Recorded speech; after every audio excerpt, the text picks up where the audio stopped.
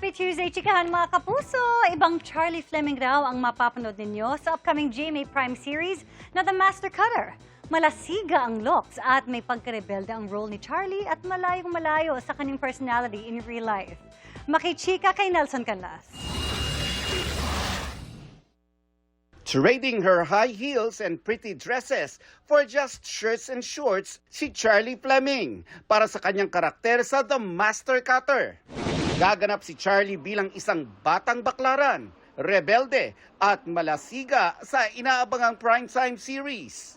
Bagay na malayo raw sa kanyang totoong personality at sa mga nagawa niyang roles. I'm just happy to play this character because it's something new for me. I'm thankful that I'm not stuck in one character. I get to explore.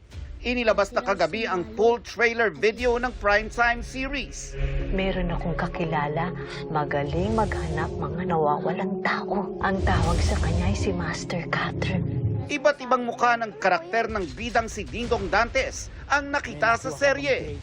May mukhang goon, payaso, investigador, pare, at marami pang iba. Siguraduhin mo wala makakilala sa'yo. Bagay na sumubok sa kakayanan ni Dingdong sa pag-arte. Ipinakita na rin ang mga maaksyong eksena na dapat nating abangan.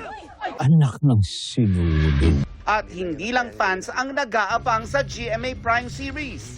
Maging ang may bahay ni Dingdong na si Marian Rivera, napareact na rin sa trailer video. Sa kanyang post, napakongratulate si Marian sa galing na ipinakita ng kanyang mister. Inaabangan na raw niya ang serye at mukhang ito raw ang magiging isa sa kanyang mga paborito. Mapapanood ang The Master Cutter sa May 11. Nelson Canlas, updated sa Showbiz Happenings.